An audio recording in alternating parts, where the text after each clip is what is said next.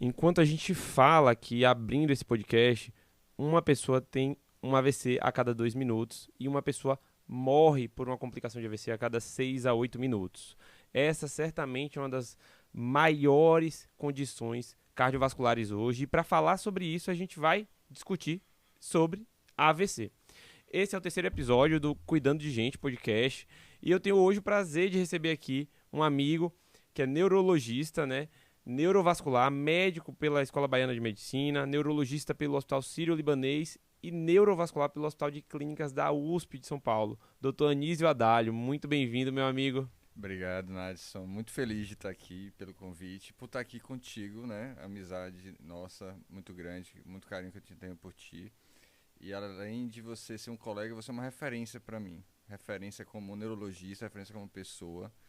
E o mais importante é que, além de estar aqui contigo, a gente está aqui para falar sobre um tema bastante importante, né? Bastante relevante para todos nós, que é a AVC, que é a segunda principal causa de morte no Brasil. E uma das coisas que eu tenho assim como lema assim, de minha vida de uns anos para cá é poder educar as pessoas sobre o AVC, porque essa é uma doença que, apesar de ser tão grave, é também uma doença potencialmente reversível se tratada cedo e potencialmente evitável, né? A gente sabe que 90% dos AVCs são evitáveis se a população estiver bem educada e bem orientada sobre os cuidados que tem que ter ao longo da vida, né? Então hoje a gente vai falar um pouquinho sobre isso, com esse objetivo de passar informações de qualidade e informações importantes para evitar que essa doença continue incidindo de forma tão alta no nosso país, né? Perfeito. Eu sabia que você era o cara que entendia de AVC, que vai me ensinar muito aqui, viu, gente? Esse cara que entende. E aí, Anísio, de maneira bem simples aqui para a gente começar. O que seria um AVC, né? Eu sei que tem dois tipos, né? Do pouco que eu entendo de AVC, eu sei que tem dois tipos aí pra gente começar. Então fala pra gente o que que é o AVC e quais são esses dois tipos aí pra gente poder entender e explicar pro pessoal. Excelente pergunta, Nádia, porque assim, apesar de parecer uma pergunta simples, é uma pergunta que eu faço no meu consultório para os meus pacientes, né? Quando eles chegam já com esse diagnóstico em geral. Eles chegam às vezes, doutor, eu tive um AVC. E aí no final eu pergunto: você sabe o que é o AVC? Você sabe o que você teve, né? Se você fosse explicar com outras palavras o que foi que você teve para alguém, como é que você explicaria? As pessoas em geral não sabem dizer, né? Elas sabem nomear um derrame, um AVC, mas não sabem exatamente o que é isso, que doença é essa, né? Então, AVC é uma sigla, né, para acidente vascular cerebral. E o AVC é uma doença causada quando tem uma falta de oxigênio para o cérebro, né? E essa falta de oxigênio é causada ou pela falta de irrigação, uma perda de chegada de sangue, o sangue deixa de chegar para o cérebro, e a gente chama isso de AVC isquêmico, né? E o outro tipo de AVC é o AVC hemorrágico, que é quando rompe algum vaso no cérebro e tem então um empoçamento de sangue ali dentro do cérebro. Esse é o AVC hemorrágico. Como derrama sangue ali dentro do cérebro, o termo popularmente conhecido de AVC é derrame, né? Então as pessoas Sim. mais antigas, inclusive até hoje, as pessoas costumam chamar AVC de derrame por causa disso. Fazendo referência ao AVC hemorrágico, que é quando derrama sangue dentro do cérebro. Mas a maioria dos AVCs não é hemorrágico. A maioria dos derrames não derrama sangue, né? A maioria dos derrames são isquêmicos, que é quando falta sangue para o cérebro. E o nosso cérebro, ele precisa de sangue no fluxo altíssimo para captar nutriente, para captar oxigênio. E se esse sangue deixa de chegar, os sintomas se iniciam de forma bem rápida e o sintoma vai variar de acordo com a região do cérebro que foi acometida, né? É muito bom. Isso aí, assim, porque todo mundo pensa que o AVC é sempre a mesma coisa, né? Então, alguma coisa tá entupida dentro da cabeça, ou como você falou, né? Derramou sangue lá dentro, enfim, aí às vezes precisa operar, às vezes não precisa. Se fosse pra gente explicar aqui, Anísio, falando em dados, pessoal, a cada minuto aproximadamente que você deixa de receber o tratamento ali para o AVC, 2 milhões de neurônios vão estar morrendo ali por minuto. Então você vê que tempo vai ser fundamental aqui, e a Anísio com certeza vai falar isso lá na frente.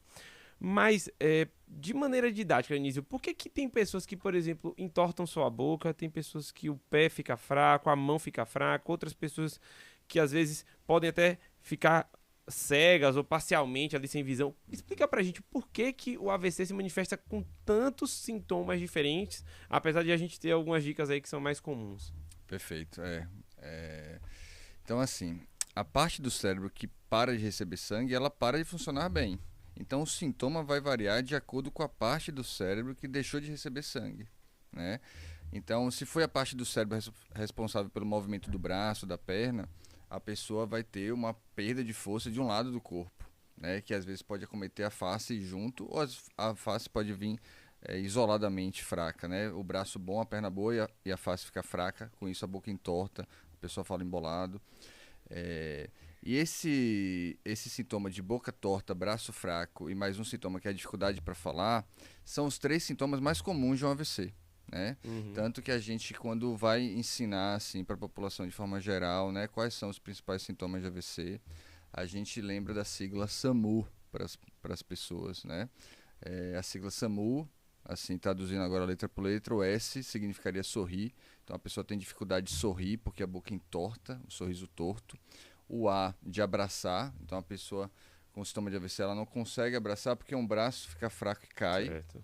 E o M de música, fazendo uma correlação de que a pessoa não consegue falar, né? Então você pode pedir para a pessoa falar uma frase, o Brasil é o país do futebol, e a pessoa não tem dificuldade para falar, ou fala embolado ou não consegue repetir de fato. Então esses 3 sintomas são os mais comuns de AVC, porque a maioria dos AVCs costuma pegar essa região do cérebro, né, do movimento e da fala, que são áreas bem próximas uma da outra. Mas a gente pode ter AVC em qualquer outro lugar do cérebro, né? Então, se for um AVC que pega a região mais posterior ali do cérebro relacionada à visão, a pessoa pode estar ali andando na cidade, fazendo uma compra, conversando com alguém, e de repente ela percebe que a visão apaga só de um lado, né? A visão apaga só de um lado. Se a pessoa tem um AVC na região aqui mais inferior do cérebro, no cerebelo, a pessoa pode ter uma dificuldade de ficar em pé, né? Uma ataxia, uma dificuldade de caminhar. Desequilíbrio, né? Um desequilíbrio. Então, assim, a mensagem-chave, assim, de como reconhecer o AVC, né? Eu acho que essa é a principal mensagem, inclusive, de nossa conversa hoje, porque se as pessoas que estiverem nos assistindo saírem entendendo como reconhecer o AVC, eu vou ficar já satisfeito, né? É o seguinte, Nadson, todo sintoma neurológico súbito, tá? Deve ser suspeitado de AVC, independente do sintoma que seja, né? Seja uma perda de força, seja uma perda de visão, seja uma perda de equilíbrio, seja uma perda de sensibilidade, seja uma incapacidade de falar. Se a pessoa tem qualquer um desses sintomas de forma súbita, que inicia assim, no estalar de dedos, no piscar de olhos, ou em alguns segundos, a principal suspeita clínica, na verdade, é o Vai AVC. ser o AVC. E a pessoa tem que procurar um médico ali para poder ser avaliado com urgência, né? Exatamente, exatamente. Anísio, você trouxe aí, eu acho que o diagnóstico que de maneira muito didática, eu acho que isso é fundamental para quem está acompanhando a gente. Mas eu sei que tem números aí que são um tanto quanto preocupantes acerca do AVC, não só no Brasil, mas especialmente em regiões que não têm ainda um acesso tão fácil a um médico, a informação, como você está trazendo aqui. Então, falando da realidade hoje do Brasil, e aí se você puder trazer talvez alguma coisa de realidade do mundo, eu sei que tem expectativa de talvez nos próximos anos ainda ter um crescimento do número de AVCs anualmente, né? E aí eu trouxe aqui uns dados de que a cada 2 minutos uma pessoa tem um novo AVC e a cada 6 a 8 minutos uma pessoa falece ali, ou por um AVC agudo ou por uma complicação. Fala pra gente, Anísio, qual a realidade do AVC hoje no Brasil? Esse dado que você trouxe é um dado que a gente tem baseado em 2 estudos nacionais, né? Um estudo de Joinville, que é uma cidade que tem um centro de AVC de referência, e outro estudo no interior de São Paulo, cidade de Matão, publicados lá nos anos 2000, né? E eles trouxeram que na cidade de Joinville a incidência de AVC é cerca de 105 casos a cada 100 mil habitantes por ano. E lá em Matão, 108 casos a cada 100 mil habitantes por ano. Então, esses 2 estudos são os estudos que a gente usa como base para fazer uma estimativa nacional, né? Então, trazendo esses dados a nível nacional, a gente teria em torno de 300 mil AVCs todos os anos no Brasil. E dessas 300 mil pessoas que sofrem com AVC todos os anos no Brasil, 100 mil, cerca de 100 mil vêm a falecer todos os anos, né? Se você for olhar os últimos 20 anos, você abrir a tabela do governo lá do DataSUS, né, Ministério da Saúde, todos os anos no Brasil morrem entre 90 a 100 mil pessoas de AVC todos os anos, né? Esse é um número assustador, que pouco é falado, na verdade, na Sim. mídia, né? Então eu lembro que na época do Covid, não minimizando a Covid, a Covid foi uma doença devastadora realmente, matou centenas de milhares de pessoas, mas eu lembro que quando chegou em 100 mil, criou 100 mil mortos de Covid, né? Tipo, criou Um um pânico na pânico, né? sociedade. Na verdade, a gente tem todos os anos 100 mil pessoas morrendo de AVC, né? Há décadas no Brasil. Então, E uma esse é... condição que é potencialmente tratável se você toma medidas precocemente, né? Porque o AVC não acontece porque hoje tua pressão tá alta, né? Mas porque ela veio hoje, ontem, uma semana atrás, um ano, dois, 10 anos ali em que você deixou sua pressão alta, o diabetes alto, né? Diferente do Covid, que é uma infecção viral aguda. Sim, Então é uma exatamente. coisa que, se você intervir, você muda esse cenário, né? E muda de maneira expressiva. É, pensando hoje, Anísio, é, e eu trouxe até com o Felipe, quando a gente falou de gastro, a gente falou de casos de câncer, essa estimativa que você trouxe também mostra que tem pessoas mais jovens tendo AVC agora? Você sabe trazer isso pra gente, assim, de Sim, informação? sim, tem pessoas. A incidência de pacientes jovens com AVC, isso tem aumentado de forma recente. E por dois motivos, assim, Nadson. Primeiro, porque a gente está diagnosticando mais. Né? A gente tem uma saúde hoje mais qualificada do que há décadas atrás. Tem mais profissionais qualificados, tem mais hospitais qualificados. Então, antes, às vezes, o paciente jovem tinha AVC e não era diagnosticado, era trazido como outra doença, né? Então, hoje a gente consegue diagnosticar mais. Mas, além disso, a gente tem o aumento da incidência de jovens também por aumento de doenças cardiovasculares, né? Obesidade, sedentarismo. E uso de substâncias ilícitas, uso de substâncias às vezes hormonais de forma inapropriada, são fatores de risco também para AVC e que a gente vê que está associado com AVC em jovem. Mas sempre houve AVC em jovem, né? Existem causas clássicas, inclusive, de AVC em jovem, mas a gente vê esse aumento. Mas trazendo assim para feira, o dado de feira, a gente não tem estudo feirense, né, de prevalência de AVC. Quantos AVCs a gente tem em feira? A nossa cidade, que a gente Uhum. está gravando aqui agora esse podcast. Mas se a gente fosse usar essa estimativa nacional para o âmbito municipal, né, fazer uma regra de três, digamos assim, todos os dias dois feirenses têm AVC. Né? Todos os dias dois feirenses vão, no final do dia, sofrer um AVC e a gente sabe que a mortalidade é cerca de 1/3 a 50%. Né? 1/3 a 50% morre ou fica incapacitado Então, a cada 2 dias, 3 dias, 2 pessoas morreriam por AVC aqui em em Feira de feira. Santana. Mas feira atende uma região que a Muito maior. população é muito maior, cerca de 1,5 milhão na região metropolitana e as cidades que o sistema de saúde de feira engloba, né? Então, considerando essas cidades, todos os dias tem 4 a 5 pessoas que procuram hospital por conta de AVC, né? Então, é uma doença de extrema importância a nível de saúde pública, né? Daí a gente está aqui comentando sobre essa doença. Espero que chegue a bastante gente, porque de fato deveria ser ensinado na escola como reconhecer o AVC. Não deveria ser um assunto para adulto, deveria ser um assunto para criança. Porque a criança em casa tem um pai mais velho, tem um avô. E se o avô tem um AVC com a criança, às vezes quem vai socorrer é a criança. Né? E ter a capacidade de ligar pro Ter a SAMU, capacidade de saber falar o os que fazer, sinais mínimos exatamente. ali. Isso Isso. salva a vida. Então, você entrou num ponto aí que eu acho que é bem importante, né? Você falou do diagnóstico, né? De entender o mnemônico lá, SAMU, né? Então, sorrir, abraçar, cantar uma música. Mas a partir daí, Anísio, né? Eu lembro que, falando dos nossos avós, pessoal mais antigo, às vezes falava assim, fulano teve boca torta, dá um copo de leite quente, faz um chá disso ou daquilo outro, e a gente sabe que tempo é cérebro, a gente já falou sobre isso aqui. Então, Anísio, de maneira bem, assim, didática, como você já falou do SAMU, eu tô vendo que meu tio, meu avô, tá com a boca torta aqui, começou agora, tá falando estranho e o braço parece que tá mole. O que eu preciso fazer, Anísio? Perfeito. E quanto tempo eu tenho? Fala aí pra gente. Perfeito. Eu acho que essa é a segunda mensagem mais importante, né? Então, a Boa. primeira é como reconhecer, a segunda o que fazer, porque não adianta reconhecer E não e não sabia o que saber o que fazer. fazer, né? Então, assim, você trouxe um dado antes que a cada minuto, a pessoa com AVC, né, naquele momento a pessoa está sofrendo AVC, a cada minuto que se passa, ela perde 2 milhões de neurônios, né? Isso considerando um AVC grande, não um AVC com oclusão de grande vaso. Ou seja, se a gente perde um minuto que seja, porque a gente não sabe o que fazer, não sabe para quem ligar, né? Ou pior, se tomar uma conduta errada, vai dormir para ver se passa, né? Espera um pouquinho para ver se passa. Frequente a gente A ouvir essa cada história quando a gente atende minuto, alguém, né? 2 milhões de neurônios vão morrer, né? Então, o que fazer quando você reconhecer o AVC ou em si mesmo ou em algum familiar, algum amigo ali do seu lado, né? Primeira coisa, Nadson, é buscar um atendimento médico especializado. Se você não sabe qual hospital referência de AVC na sua cidade, o que você deve fazer é ligar para o SAMU 192, porque o SAMU vai pegar você onde você estiver e levar para o hospital de referência.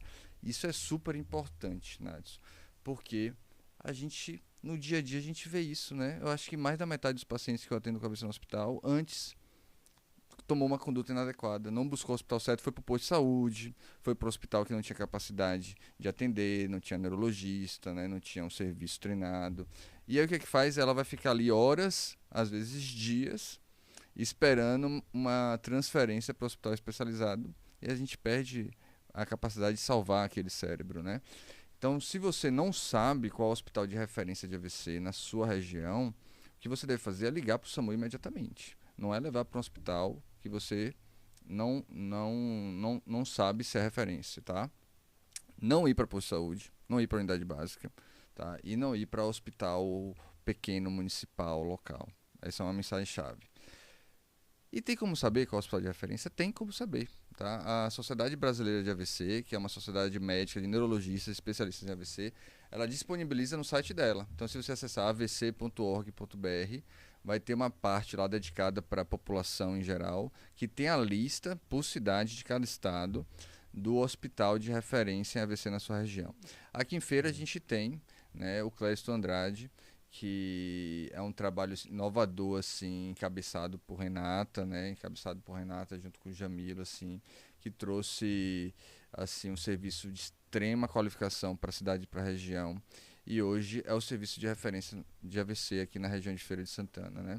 E a gente tem os hospitais privados que também atendem AVC, alguns deles fazem trombólise ou trombectomia, não todos. Então, se você não sabe para onde ir, ligue para o SAMU, né? Se você não tem um plano de saúde, vá para o Clériston Andrade, se você estiver aqui em Feira. E você falou sobre essa questão de procurar o hospital, né? E eu já vi pacientes perguntando: mas eu vou para o hospital para fazer o quê, Anísio? Então, assim, você falou, né? Eu acho que o primeiro passo. E aí, para AVC, tem o que ser feito, né? Você comentou de duas palavras aí que eu acho que podem ser um pouco difíceis para o pessoal, né? Que é a trombólise e a trombectomia. Explica o que seria, Anísio, assim, a trombólise, a trombectomia. Eu sei que tem um tempo para cada uma delas duas. Sei que essa semana esse tempo, né, parece que vem sendo reajustado. Então, para as pessoas saberem que, poxa, eu dei o diagnóstico através do SAMU, né, do mnemônico. Eu liguei para o SAMU para poder buscar meu avô, meu tio. E o que o médico vai fazer quando ele chegar lá e receber meu avô na porta do Hospital Geral Clériston Andrade, depois desse tratamento aí de ponta que você já começou? Perfeito. Tem muito o que fazer, né, para salvar a vida, para diminuir o risco de incapacidade da pessoa com AVC, né? Tem muito o que fazer. Até a década de 80 não tinha muito o que fazer não, Nadson. Até a década de 80 a gente dava uma medicação via oral, deixava o paciente em repouso, né? Mas a partir da década de 90 a gente tem uma terapia inovadora, que é um fármaco que a gente injeta na veia do paciente para tentar dissolver o coágulo que está entupindo aquele vaso, no caso de AVC isquêmico, né? E esse fármaco é o que a gente chama de trombolítico, trombólise, né? A gente tem ainda, né, apenas um fármaco, que é a alteplase, mas já foi aprovado aqui no Brasil no final do ano passado um segundo fármaco, a tenecteplase, e que ainda está chegando digamos assim, a empresa que cria ainda está criando ali as doses para poder exportar para o Brasil. A partir de março a gente deve ter essa droga nova. Só que a trombólise, depois eu falo da trombectomia, mas a trombólise tem o tempo certo para a gente fazer. Esse é um ponto-chave, né? Então, quanto mais tempo a gente perde para chegar no hospital correto, às vezes a gente perde a oportunidade de administrar medicação que pode salvar a vida do paciente, né? Então, quanto mais cedo a gente aplica essa medicação, maior a chance do remédio fazer efeito. E a gente tem uma janela aí até quando pode fazer. Que eu não gosto muito de falar porque dá a ideia de que a pessoa em casa pode ficar esperando aquele tempo para ir para o hospital, né? Mas como você perguntou, a gente tem até 4 horas e meia para fazer a trombólise em caso de AVC e circulação anterior e até 24 horas para fazer a trombólise em caso de AVC e circulação posterior. Então a mensagem que fica é, a gente tem 24 horas, o médico na emergência, né? O paciente com dentro de 24 horas ele tem que pensar em trombolizar. Legal. Então, nesse aspecto, a gente entra no que seria o seguinte. Deu o diagnóstico, começa a tocar um relógio de que cada minuto é 2 milhões de neurônios a menos. Se eu levar meu avô com 10 minutos, eu perdi só seus 20 milhões. Se eu levar com 1 hora, isso aí pode passar de seus 120 milhões de neurônios. E quanto mais cedo eu levo ele para o hospital e ele recebe esse trombolítico que você falou, se antes ele ia ficar na cama sem mexer nada do corpo, talvez ele só fique com a boca torta. Ou talvez ele não fique com sequela nenhuma. Então eu acho que esse seria a experiência que a gente teria com a trombólise, né? Exatamente. E você falou que é para o AVC isquêmico, mas aí isso é uma coisa importante, pessoal. Não fique pensando, né? Porque às vezes o pessoal tinha aquela ideia de que, porque tem dor de cabeça, pode ser hemorrágico ou isquêmico, mas assim, quem vai dizer é a tomografia na hora que o paciente chega, né, no hospital. Por enquanto é tomografia. Eu sei disso, mas coisas novas estão por vir aí. E falando então da trombectomia, porque aí é pensando que o vaso vai estar entupido, você vai lá e vai desentupir o vaso, né? Seria mais ou menos isso. Conta pra gente como que é a ideia da trombectomia, Anísio. Tá, vou falar da trombectomia, mas eu acho que você puxou, só fazer um adendo da última resposta, assim, pra gente fazer a trombólise tem alguns critérios, né? E um dos critérios que exclui o uso da trombólise é o uso de alguma medicação, né? Então, assim, na suspeita de... Algumas medicações podem excluir, né? A indicação da trombólise. Na suspeita de AVC, Nádia, o que a gente tem que fazer é ir direto para o hospital sem tomar remédio nenhum, né? Que fique claro isso. Porque às vezes a pessoa toma um antihipertensivo, né? Toma aqui uma losartana, um captopril, e isso vai piorar vai piorar o prognóstico. Ou então toma um anticoagulante e às vezes é hemorrágico, né? E aí piora também. Então, assim, pensou em AVC, leva para o hospital sem tomar nenhuma medicação, tá? Ou então liga para o SAMU. Recado importante. Agora, quanto à trombectomia, né? A trombectomia é um procedimento também inovador, mas já tem está caminhando para os seus 20 anos já, né? Em 2000, está caminhando aí para tem mais de 10 anos, né? Em 2014 a gente teve alguns estudos que autorizaram a gente fazer esse procedimento, que é desentupir o vaso de forma mecânica. O médico vai, através de um procedimento, através de um catéter que entra ou no braço ou na perna, ele sobe até o vaso que está entupido, até aquela artéria que está entupida, e ele puxa aquele trombo, né? Ele puxa aquele trombo que está entupindo o vaso para que o sangue possa voltar a fluir bem, né? Essa parte às vezes a pessoa não entende direito o que é trombo, mas trombo, Nádio, sabe aquele coágulo quando a gente se corta, né? Sim. Eu sei que você sabe, né? Uhum. Mas quando a gente se corta, o sangue flui ali, escorre, né? Fácil. Aí depois de alguns segundos ele vai ficando grosso, e depois ele fica gelatinoso, né? Então essa gelatina é normal fora do vaso, quando a gente se corta, que é pra parar de sangrar. Mas dentro do vaso, essa gelatina de sangue, ela entope o vaso. E aí é isso que o médico tira na trombectomia. Ele vai lá e puxa esse coágulo que está ali entupindo o vaso, né? E é uma terapia que a gente faz quando a gente tem um entupimento de um vaso grosso, de um vaso largo, de um vaso grande, né? Nem todo AVC, felizmente também, né? Falando, é um AVC que entope um vaso grande. Às vezes entope microvasos, vasos microscópicos, que não dá pra gente chegar lá com esse catéter para desentupir. Mas quando o entupimento é num vaso grande, uma possibilidade é a gente fazer esse procedimento e tirar o trombo de lá de dentro na marra mesmo, entendeu? Não, excelente. E ainda mais tendo você para supervisionar, eu tenho certeza que vai dar certo. Acho que então a gente já desenhou aqui o que é o AVC, como eu reconheço através do acrônimo SAMU, né? Sorrir, abraçar e cantar uma música. Eu liguei para o SAMU, não tomei medicação e a partir daí eu fui para o hospital para ver se através aí da tomografia, né, inicialmente, e se tiver todos esses requisitos que você falou, se então eu posso ir para o lado da trombólise ou da trombectomia.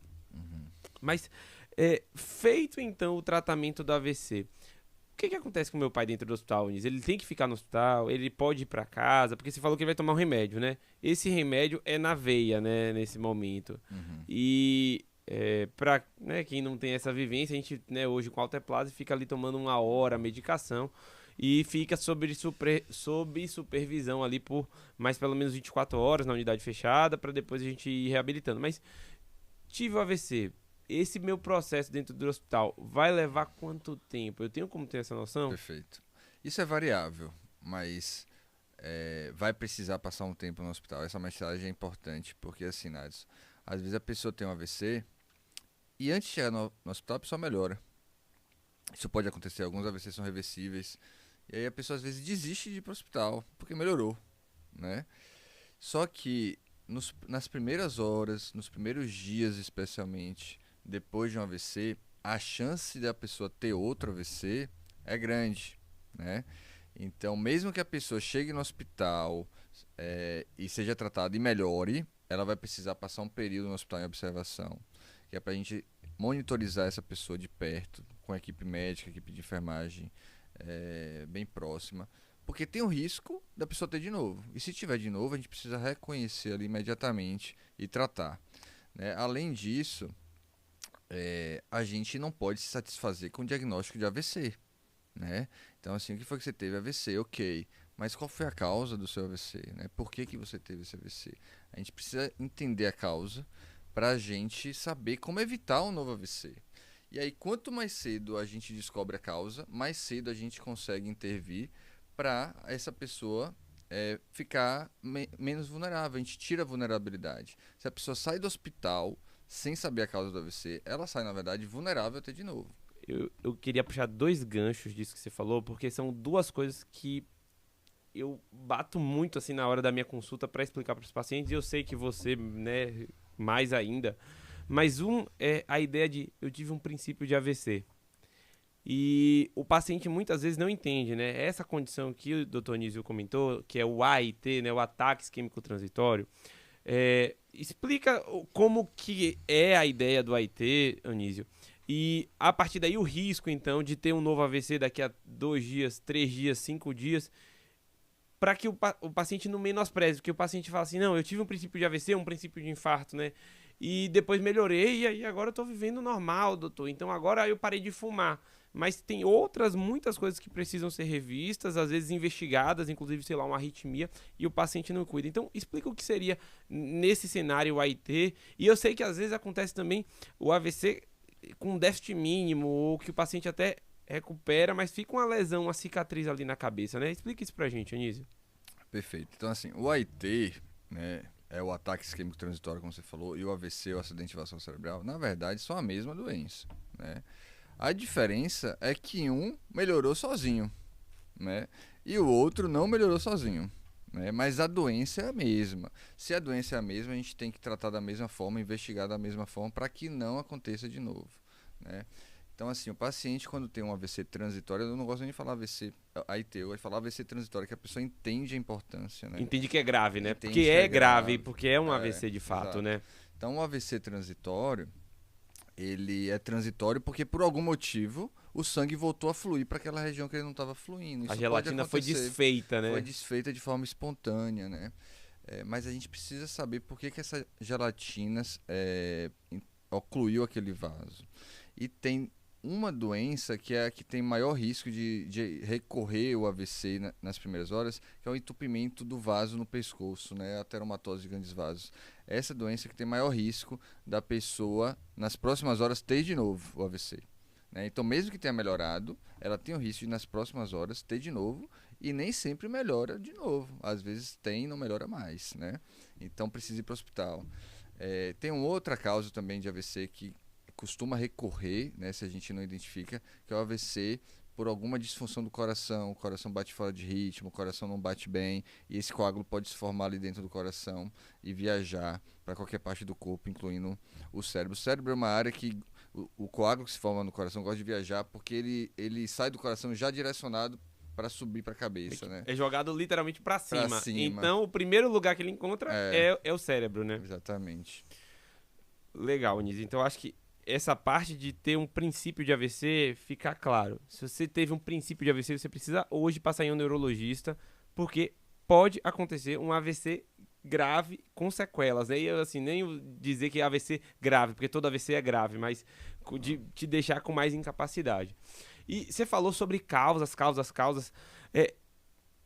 Tem muitas causas de AVC, eu sei que Tem você mais vai... de 100. Mais de 100 causas Mais de 100 AVC, né? causas. E muitas das vezes a gente fala assim, não, porque fulano é hipertenso, diabético e fuma. Como se 3 ou 4 causas fossem suficientes para causar o AVC. E você contou mais cedo, e aí eu vou até trazer um caso clínico meu aqui para você comentar, que acho que ilustra bem tudo que a gente já falou até agora. Um rapaz jovem, que era educador físico, estava querendo manter performance, até porque, como educador físico, né, tinha que estar malhado para os alunos ali né, terem ele como referência. Ele usou testosterona. E eu lembro que ele estava internado na UTI, super hipertenso. E aí tinha que coletar exames. Ele já estava totalmente paralisado, assim, hemicorpo, né? Tinha uma hemiplegia à direita. E aí quando colheu o sangue, eu lembro que o sangue tava grosso, assim, espesso. E aí quando fez o hemograma, o hematócrito e a hemoglobina dele tava assim, 19 de hemoglobina, né? Pra quem não sabe, a referência ali seria em torno de 15. E o hematócrito quase de 60. Mostrando que a testosterona, né, por reposição ali, fez uma síndrome de hiperviscosidade. É muito comum da gente ter isso, fora o uso de medicações, e tem outras causas tantas aí que você comentou. Explica pra gente, Dionísio, pra que lado é que a gente vai pensar, então, quando eu tive um AVC, como que eu vou investigar, o que que o médico pensa, então, desses entupimentos do vaso? Perfeito. O vaso pode estar doente de nascença. Perfeito. Então, assim, são mais de 100 causas de AVC, né? É claro que algumas causas são bastante raras. Tem 3 causas, Nadson, que são as mais comuns, né, que a gente tem que investigar em todos os pacientes com AVC. Que são doenças do coração, né, como arritmia, ou alguma disfunção de contratilidade do coração, alguma doença da válvula, que são os canais por onde o sangue circula dentro do coração. Ou entupimento dos vasos, como eu estava comentando, entupir o vaso no pescoço, entupir o vaso lá dentro do cérebro, né? Ou às vezes é uma doença que a gente chama de doença de pequenos vasos, de vasos microscópicos. Quem gosta de lesar esses vasos microscópicos são pressão alta, diabetes, colesterol, tabagismo. Né? Por isso que a gente diz que pressão alta, diabetes, cigarro é causa de AVC, mas são causas indiretas, né? Eles levam a uma degeneração de microvasos. Essas são as 3 principais causas de AVC. Mas aí você me trouxe um caso, pelo que eu entendi, de um paciente mais jovem. Né? Eu lembro que ele tinha 40 anos. Eu lembro que eu falei, cara, E 40 anos, a vida do cara tava assim. Ontem no meu consultório foi até interessante, porque veio um paciente no meu consultório ontem e com o objetivo de saúde, check-up, né? Como evitar o AVC, até fiquei feliz, né? É incomum até o paciente chegar saudável no seu consultório, querendo evitar um AVC. E aí, fiz ali as recomendações, né? E no final ele falou, doutor, mas eu tô tomando isso, isso e isso, né? Pra, além de perder um peso, também ganhar músculo mais rápido. Eu falei, olha, tá meio paradoxal, né? O que você tá fazendo aqui aumenta a chance de AVC, né? Aí ele, mas eu quero ter uma performance maior, que nem você falou, né? Ganhar massa muscular mais rápido. Eu falei, olha, esse caminho aqui, na verdade, vai fazer justamente o oposto do que você quer. Porque esse caminho aqui vai te trazer um risco maior de AVC, né?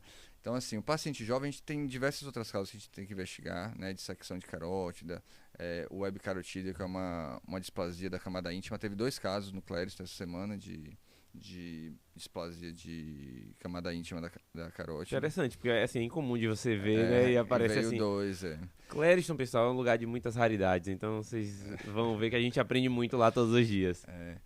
E tem diversas outras causas. Tem causas genéticas, né? Então, às vezes a pessoa nasce, por exemplo, aqui na Bahia, a gente tem anemia falciforme, que é uma doença, que é uma das principais causas de AVC na infância e adolescência. Porque criança e adolescente, era isso que eu ia falar depois, criança e adolescente pode ter AVC, né? E não é raríssimo, pode acontecer com alguma frequência, então você tem que estar atento aos sinais, porque você talvez tenha que aplicar SAMU para um vizinho, É, um sobrinho seu, né? interessante você falar isso, porque às vezes a pessoa fala assim, eu sei como reconhecer, perder força de um lado, não consigo falar de forma súbita, mas às vezes isso acontece no adolescente e a pessoa não pensa no AVC porque fala, não é AVC, é adolescente, né, não tem AVC, mas tem AVC sim.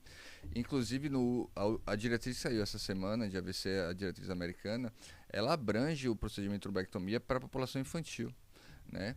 Que antes a gente fazia geralmente a partir dos 18 anos, um caso ou outro assim, fora de guideline a gente fazia, mas hoje a diretriz já apoia a gente fazer a população infantil A partir trombectomia. de que idade, A Dionísio? partir de 6 anos, se eu não me engano. 6 anos. É porque eu lembro de algumas pessoas, né, falarem que a gente teve essa experiência de fazer e tudo, mas foi off-label, né? Ou seja, foi fora de É porque o recomendação. vaso é menor. Muito menor, E, em né? geral, pode ser outras causas de AVC que não envolve o procedimento de trombectomia. Ou então, não é AVC, né? A criança pode ter um sintoma que parece AVC e o Fazer um diagnóstico ser mimic, que a outro. gente chama, né? Mas quem vai fazer essa diferenciação é o médico no hospital. Então, suspeitou, leva para o hospital. Eu acho que isso aqui é, assim, ouro total pra quem tá assistindo a gente ver que de criança a idoso pode ter AVC e você tem que estar atento e compartilha aí já esse vídeo para aprender e cuidar melhor da sua família. Anísio, aproveitando esse gancho que você falou aí, né, de, poxa, tem um paciente tão jovem procurando evitar o AVC. E eu lembro de um colega que falou comigo assim, cara, com 38 anos eu comecei a ir no geriatra, porque eu queria ter uma terceira idade saudável. Então, com 38 eu já comecei a ir no geriatra. Eu falei, nossa, eu nunca tinha pensado nisso, né? E você contou esse caso aí agora. De maneira simples, né? Porque no fundo não é difícil você prevenir um AVC, né, Anísio? Quais as recomendações que você daria para uma pessoa que hoje fala assim, nossa, meu avô ficou acamado porque teve AVC. Eu tô vendo hoje minha mãe ou meu pai com a sequela de AVC e aí tá andando com dificuldade. Eu não quero ir por esse caminho. Como evitar, né? Como evitar o AVC, Anísio? Mas eu vou te falar uma coisa. Vou falar aqui também pro pessoal que tá ouvindo a gente.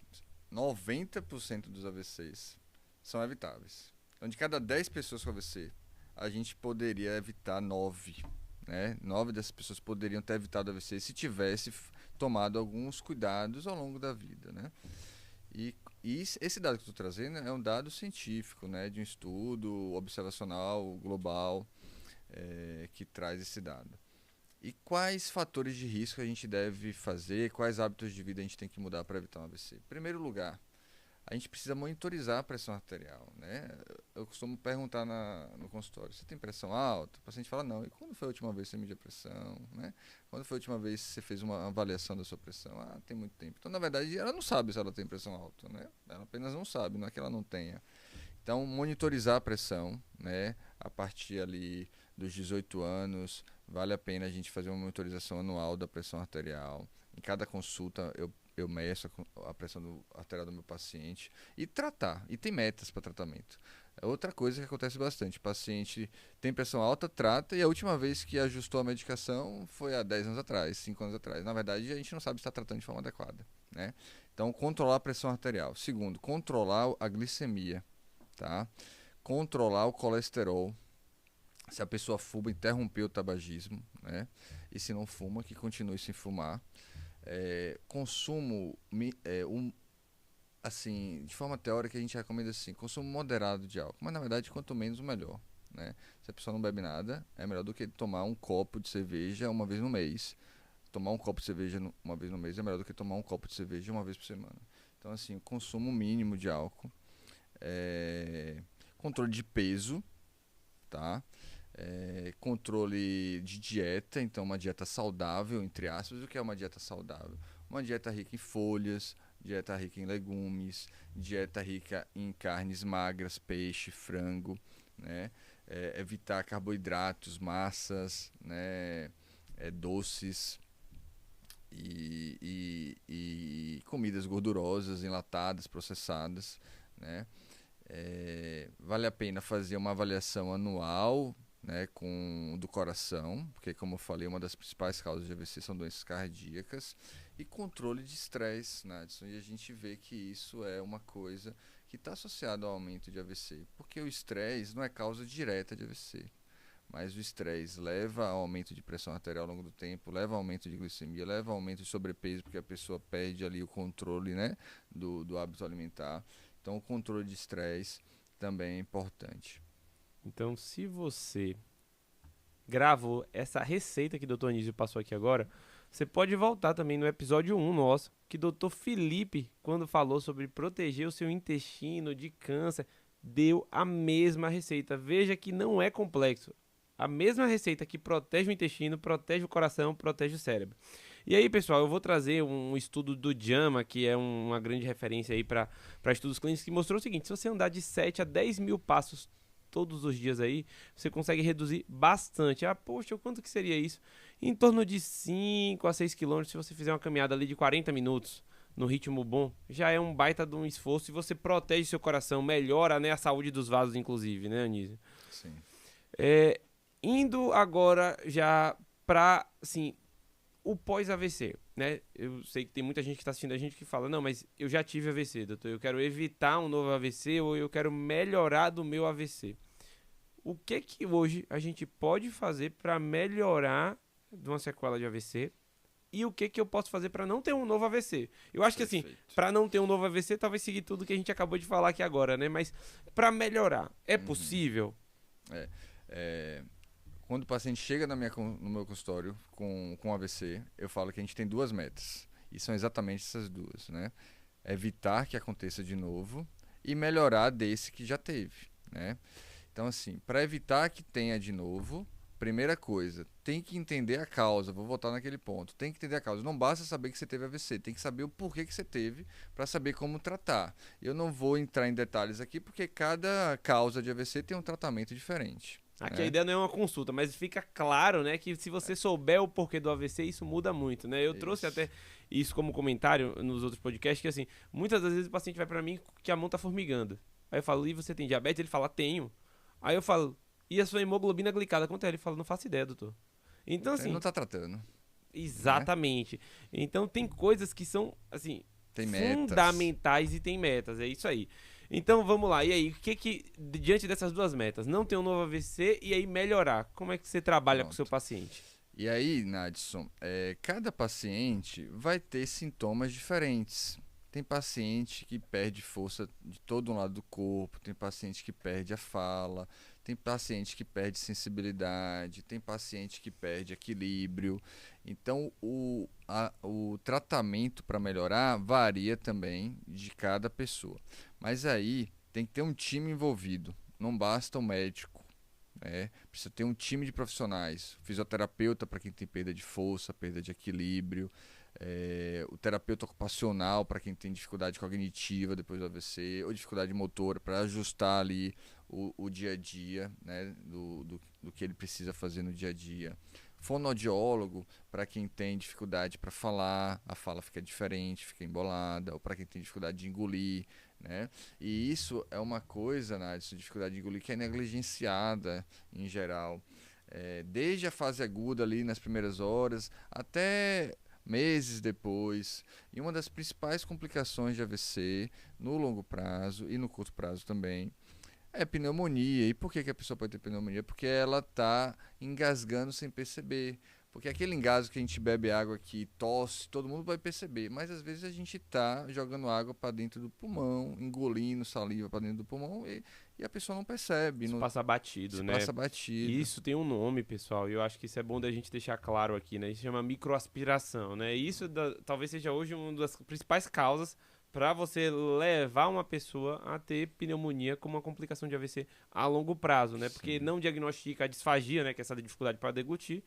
E aí a pessoa vai tendo microaspiração, tem uma sequela que não é visível, porque não é que nem um braço que está torto, uma perna que você está puxando, e que a longo prazo soma um grave risco de morbidade e mortalidade, né? Exatamente. É uma das principais complicações do AVC.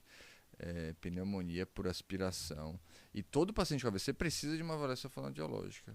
Nem que seja pelo menos uma ali no primeiro dia e o paciente foi avaliado, não tem mais nada, está 100% ok. Mas se ficou alguma dificuldade na fala, ficou alguma dificuldade na face, se for uma idade mais avançada, vale a pena rever também depois de um tempo uma avaliação com o fonoaudiólogo. E fonoaudiólogo não só diagnostica disfagia, a aspiração, como ele também reabilita, né? Que mais, né? Psicólogo, Nadson. Assim, as pessoas com AVC, algumas delas, né, vai evoluir com uma incapacidade ali depois dos primeiros dias, depois das primeiras semanas. Isso mexe muito com o emocional da pessoa. A pessoa tinha uma vida e agora ela passou a ter outra vida, né? E se a gente não se atenta a isso, isso costuma ser negligenciado também, a pessoa vai ficando mais para baixo, mais desanimada, mais desmotivada, mais desinteressada, vai se excluindo do círculo social, vai se isolando. E com isso ela também não se autoajuda na reabilitação. Ela não tem o ânimo para fazer a fisioterapia, né? Então, assim, paciente com AVC que a família está percebendo que está com um humor diferente do que era antes, vale a pena também uma avaliação em segmento psicólogo. Vale a pena um time de nutricionista para orientar a dieta, avaliar a meta de redução de peso. E é esse conjunto integrado que vai fazer a pessoa se recuperar. Não tenho, eu costumo falar com o paciente, olha, tá vendo todos esses remédios aqui que você está usando, às vezes para pressão, para diabetes? Nada disso vai fazer você melhorar. O que vai fazer você melhorar é a reabilitação, com a fisioterapia, fono, psicólogo, e as pessoas costumam negligenciar isso. Fantástico, porque isso eu falo frequentemente com os meus pacientes. Os pacientes tendem a valorizar muito a caixa do remédio, né? E tomar medicação corretamente é fundamental. A gente não está, né, menosprezando isso. Mas ter uma abordagem integral da saúde, no sentido de toda essa lista de profissionais que você falou aí brilhantemente, faz toda a diferença do cuidado. E é essa equipe se comunicando que reabilita e traz uma nova vida para o paciente. Eu lembro que tem uma escala que a gente classifica o quanto que o paciente fica mais, né, prejudicado, né, mais limitado, né, que é a escala de ranking. E eu lembro que para os rankings mais avançados, quando vocês perguntam para um paciente, se você tivesse uma AVC e ficasse com um ranking mais avançado, o que você pensa sobre isso? Eu já vi pacientes falarem assim, não, se é para viver assim, a morte para mim é melhor. E às vezes a gente menospreza, porque o paciente não tem essa vivência até a hora que ele tá nesse cenário, né? Quando ele já sofreu AVC e às vezes está incapacitado de maneira mais grave. Mas a mensagem que eu quero passar é de esperança, porque a AVC recupera, Nadson. Exato. Às vezes as pessoas saem e recebem informações, ficou sequelado, teve AVC e ficou acamado, teve AVC e agora está dependente dos outros. Na verdade, isso é transitório na maioria das vezes. Às vezes o paciente sai sem andar na cadeira de roda, com sonda no nariz para poder se alimentar porque não consegue engolir, e depois de algumas semanas, alguns meses de reabilitação, a pessoa volta andando no meu consultório, falando, sorrindo, retomando a vida dela. Eu lembro que na residência era isso, né? Às vezes eu voltava, chamava um paciente e falava, nossa, eu tô lendo a história, mas eu lembro que quando a gente deu alta, você tava acamado, você foi de home care para casa, ele fala, doutor, mas eu recuperei. E às vezes o paciente volta tão bem que você não consegue reconhecer, né? É isso que eu acho fantástico e que as pessoas não têm noção. Então, AVC reabilita e realmente... Corra atrás de uma clínica especializada em reabilitação, onde você vive, porque eu costumo passar 3 mensagens, né, para reabilitação. Quanto mais cedo, melhor. Então, se o paciente esperar, vou começar semana que vem, vou começar amanhã, não vou começar hoje, ou então vou começar semana que vem, vou começar mês que vem. Cada dia que se passa é um degrau a menos que ele deixa de avançar.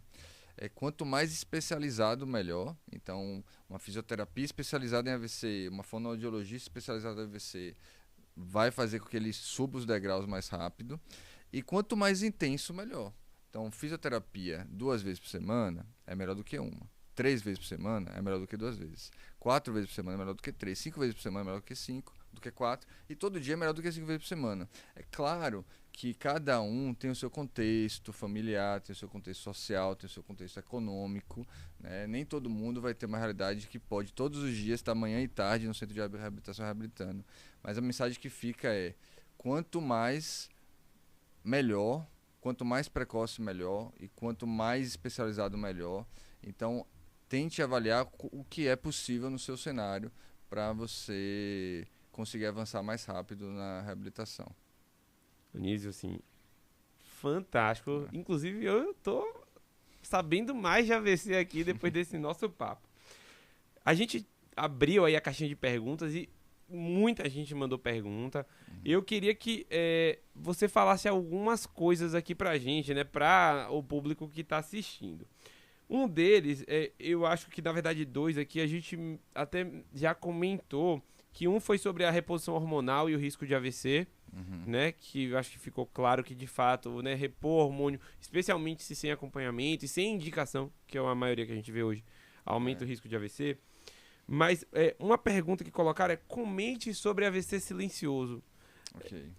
Como que seria um AVC silencioso, né?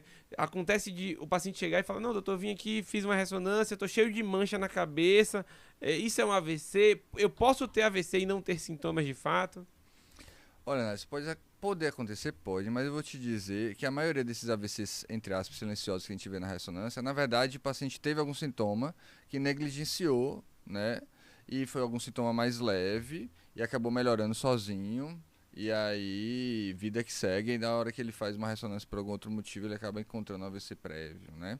Mas o nosso cérebro, ele tem áreas, digamos assim, mais nobres, tem áreas que são mais funcionantes e tem áreas que são menos funcionantes, né? São estradas por onde está passando a mensagem, mas não são o centro formador da mensagem.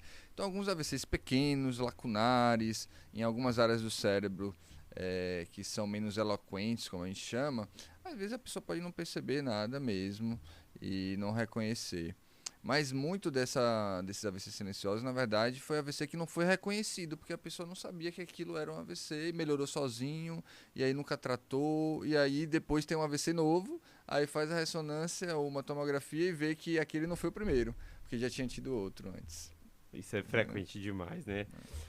Doutor, é mito ou verdade que o AVC não dá só um e que os próximos são ainda mais fortes? AVC não dá só um, né? AVC, se a gente não entende a causa e a gente não atua para corrigir a causa, vai acontecer de novo. Pode demorar um dia, pode demorar um mês, pode demorar um ano, a gente não sabe. Mas uma hora vai acontecer de novo, né? E por que que o segundo é mais forte, né? Sim. Isso, assim, às vezes o segundo é mais forte porque ele só reconheceu no segundo, porque foi quando ele teve um mais forte. E aí ele depois vai ver que já tinha tido o primeiro. Ou soma um déficit que soma já um tinha, com o né? outro. Mas o AVC, desde o primeiro, pode ser um déficit forte e incapacitante também. AVC dá dor de cabeça? Se não, por que tanta queixa assim antes e depois? Classicamente, AVC não dá dor de cabeça. Porque o nosso cérebro não sente dor, né? Então, se tem alguma lesãozinha ali no cérebro, a pessoa não sente dor. Mas a depender da causa do AVC, a pessoa pode ter dor de cabeça por conta da causa, né? Então, por exemplo, uma causa de AVC que dá dor de cabeça é dissecção arterial, que é um rasgozinho na parede do vaso. A parede do vaso rasga, né? A camada interna do vaso. Isso pode dar dor, tá? E aí a pessoa tem dor de cabeça e em seguida tem um AVC. Uma outra causa de AVC que dá dor de cabeça, trombose venosa, né? Então tem uma veia que entope, não é artéria, é uma veia, né? A artéria é o vaso que leva sangue para o cérebro e a veia é o vaso que leva o sangue do cérebro para o coração.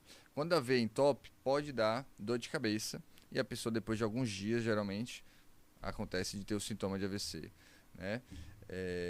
O AVC hemorrágico, né, como derrama sangue ali dentro e aquela coleção de sangue aperta as membranas que revestem o cérebro, pode dar dor de cabeça também. Então assim, AVC pode dar dor de cabeça? Pode, depende da causa. Classicamente não, mas a depender da causa, pode ter dor de cabeça sim. Uma dor de cabeça no instante do AVC, como um aneurisma que se rompe ou uma hemorragia, ou uma dor de cabeça minutos, horas a dias antes, como uma dissecção ou uma trombose venosa. Legal. Perguntaram aqui se tem como evitar um AVC, acho que a gente já respondeu, né?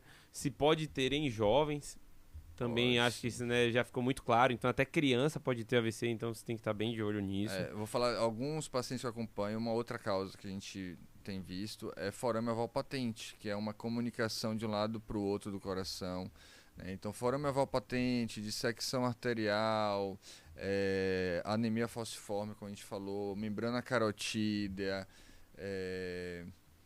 tudo isso é causa de AVC classicamente em jovem. Não, perfeito. Eu acho que assim, o recado tá dado, então AVC pode ser para qualquer um. Então todo mundo precisa se cuidar.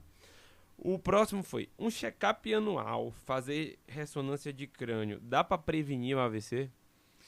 A gente não faz ressonância para prevenir AVC, Nadson, porque não tem benefício, né? O paciente vai ter um gasto de tempo, de dinheiro, de logística para fazer um exame desnecessário, porque mesmo se, eu quero saber se eu já tive alguma vez na vida, mas se tiver ou não tiver tido, a prevenção vai ser a mesma, vai ser o check-up cardíaco, vai ser o controle da pressão, do diabetes, da glicemia, se movimentar, perder peso, parar de fumar. Então, quando o paciente chega no meu consultório querendo prevenir AVC, são esses fatores que eu olho, o que é que dá para ajustar, encaminho para nutricionista, encaminho para o psicólogo se precisar, né? E trato esses fatores de risco. Mas não tem indicação de a gente sair fazendo ressonância para saber se já teve ou se não já teve AVC. Tá? Legal. Não, perfeito. Menos é mais aqui, né?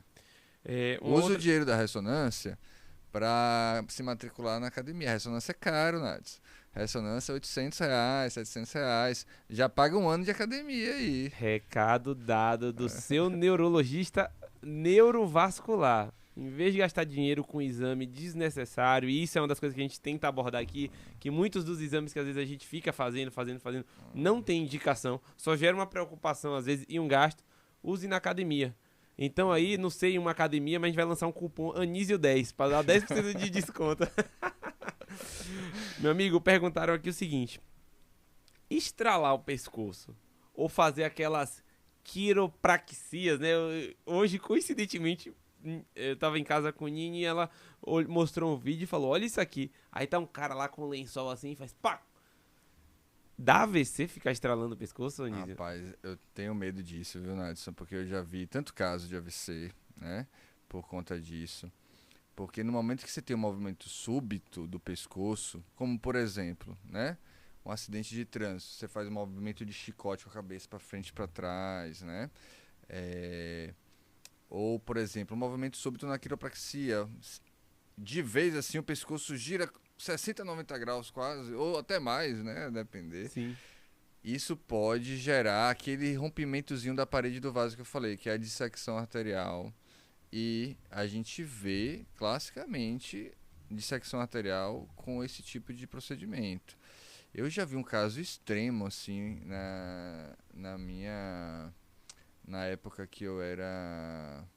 Acho que eu estava no R3, eu não lembro agora se foi no meu fellow ou se foi no meu R3. Foi muito pior até, assim, foi um TRM cervical completo, né? Fez uma fratura cervical. Durante a quiropraxia, a pessoa ficou tetraplégica, assim, em seguida. Foi para o hospital, fratura cervical, compressão medular, por conta de quiropraxia. Nossa. Foi um caso, assim, que eu lembro do pronto-socorro do HC de São Paulo. Né? Então, assim, eu morro de medo disso. Quando chegam me falando o que fazem, falam, olha bem com o que você está fazendo isso, né? Porque... Tem seus riscos, né? Tem seus riscos. Eu lembro de um caso também, criança, adolescente, assim, pulou em cima do pai ou da mãe, não lembro bem, mas é assim, no sentido que fez esse movimento de chicote.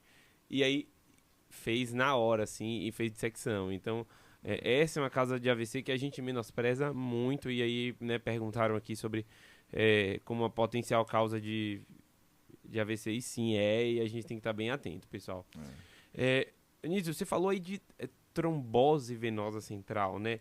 Mandaram uma pergunta aqui, aí eu tô fazendo esse meio de campo. Vamos lá. Anticoncepcional pode causar um AVC ou causar essa trombose cerebral? Pode.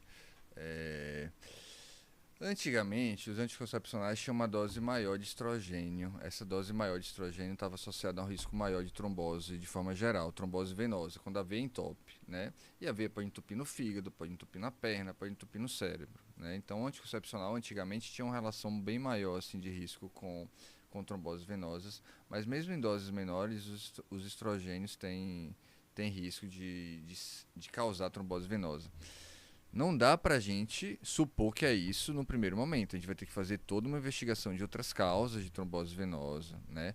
Mas se for uma mulher usando anticoncepcional, foi feita toda uma investigação criteriosa, não encontrou mais nada, pode ser do anticoncepcional, e aí nesses casos a gente recomenda que a pessoa não use mais anticoncepcional à base de estrogênio.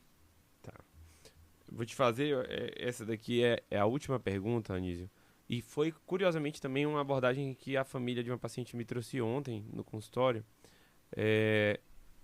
Câncer pode dar AVC, Anísio? Sim, pode dar. Porque o câncer, Nádia, lembra que você falou de um caso de um paciente seu que estava usando hormônio e ficou com sangue mais grosso, mais espesso? Sim. Né? Então, as neoplasias, os cânceres, eles têm esse potencial trombogênico de hiperviscosidade, a depender da neoplasia. E isso é uma causa de AVC. Quando o sangue fica mais espesso, ele pode ficar tão grosso, que acaba entupindo o vaso, né? Então, a gente vê, sim, o câncer como um fator de risco importante para AVC.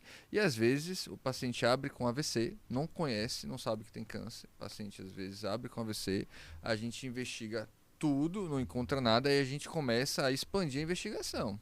Em alguns casos, a gente faz um rastreio de câncer.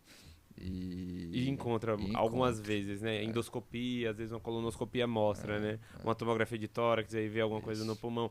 Eu já tive alguns casos, né? O paciente, né, comentou isso lá na hora da consulta e eu falei, nossa, mandaram a pergunta, acho que isso é bem importante pra, né, a pessoa ter noção. Talvez, às vezes, tenha um câncer e nunca fui no neurologista, né? Talvez valesse a pena fazer uma avaliação, ver como estão meus hábitos. E aí, caminhar, fazer uma atividade física, isso protege pra tudo, não faz mal, né, em nenhum cenário do ponto de vista de saúde. Então, acho que é o principal recado pra você aí que acompanhou a gente até aqui. Anísio, eu acho que a gente já tá caminhando pro final aqui do nosso episódio, né? Esse que foi um episódio aí que a gente até combinou aqui, né? Não sei se todo mundo tá vendo, mas camisa e gravata aí, ó. Pô, deixaram aí no... Melhor do que isso aqui, meu amigo, mas impossível. Foi total, viu? Total, não foi combinado. Então, assim, o dress code que a galera fala aí, né? Foi totalmente, assim, espontâneo. Porque mente de neurologista tava linkado um com o outro. Pessoal, esse aqui foi, então, o terceiro episódio do Cuidando de Gente. É a nossa ideia, gerar esse sentimento de cuidado, de você ser o agente, né, de transformador da saúde aí na sua casa e da sua família. Eu agradeço mais uma vez, Anísio, pela amizade, parceria. Eu falei com ele, ele falou, não, cara, eu adoro falar sobre AVC, né? Ele deixou claro isso no início. E vamos lá. Então, muito obrigado, Anísio. Eu acho que você tem feito um papel importante aqui na cidade, né? Buscando sempre estar atualizado, né? Então, muitas das vezes eu preciso tirar uma dúvida sobre, né, com você de AVC, e isso tem sido gratificante, né? A gente que foi contemporâneo aí desde a época de colégio até... Estudou junto para as provas. Estudamos junto para a prova, viajamos junto para Ribeirão, né, para ver questão de prova. Então, isso eu acho que é extremamente gratificante você ver que, poxa, aí agora a gente tá junto aí, atuando e cuidando das pessoas aqui na nossa cidade. Acho que você foi super didático nos pontos aqui abordados e queria, sim... Se quer deixar algum recado pro pessoal, pode ficar à vontade. Eu acho que o momento é esse mesmo. Não, dizer que é um prazer enorme falar de AVC, ainda mais falar de AVC com você, né? Então, sensacional, assim. E esse é um tema, de fato, que me encanta, porque eu vejo o potencial que a gente tem de beneficiar a população, né? Como eu estava falando, 90% dos AVC são evitáveis. Pô, vamos falar mais de AVC, então, para evitar, né? Vamos ensinar. Então, assim, 2 mensagens chaves que eu falei lá atrás, que eu acho que se as pessoas que ouvirem aqui o nosso podcast, que eu acredito que vão ser milhares de pessoas, dezenas de milhares, centenas de milhares, milhões, né? Sai de feira. Sim. As pessoas que nos ouvirem, 2 mensagens chaves: como reconhecer o AVC, né? E o que fazer quando reconhecer o AVC. Então, volta lá atrás para você ouvir detalhadamente que a gente conversou sobre isso. E uma outra mensagem que eu quero passar, Nadson, é que a gente tem uma plataforma de educação bastante confiável na internet, com conteúdo de qualidade, conteúdo científico, criado por neurologistas especialistas em AVC, né, no nosso Brasil. E eu quero passar essa mensagem: está em dúvida, não sai buscando informação em qualquer lugar, né? Busca o site da Sociedade Brasileira de AVC, avc.org.br. A gente vai colocar aqui embaixo o link para vocês acessarem. avc.org.br. Lá você encontra os hospitais de referência de AVC na sua região, os neurologistas especialistas em AVC na sua região, como reconhecer o AVC, o que fazer quando reconhecer o AVC. Tem comunidades de pacientes com AVC lá que você pode adentrar para compartilhar, né, suas vivências, suas dificuldades Histórias. e aprender com as dificuldades dos outros. Tem manuais, né, de quais cuidados a pessoa em casa deve ter com aquele parente que ficou com um quadro um pouquinho pior, né, como cuidar, como manejar. Então tem bastante informação assim importante, de qualidade, que é confiável, né, que vem de médicos, neurologistas, especialistas que estão comprometidos com a ciência. Então fica como recomendação. Quer aprender sobre AVC, além de seguir o colega aqui, o Nadson, no Instagram, no podcast, né, Nadson? Também visite o site da AVC, porque lá tem muita informação de qualidade. Não fique seguindo qualquer um, não. O Nadson eu confio, pode seguir também. Não, dá pra seguir a Anísio também, com certeza. Mas recado tá dado, pessoal. Esse foi o terceiro episódio do Cuidando de Gente. Então, tá aqui o arroba do nosso podcast. Se você gostou, curte, se inscreve, compartilha tanto no nosso canal no Instagram quanto no YouTube. Manda pra sua família e manda a pergunta, que toda semana a gente tá aqui falando sobre alguma condição. Semana que vem a gente vai falar sobre o coração, infarto, pressão alta. Então, se você quiser saber sobre isso, já fala com a gente, que a gente vai estar aqui discutindo só com gente boa, gente que é gente como a gente e que tá cuidando de gente todo dia. Um abraço e é isso aí, pessoal.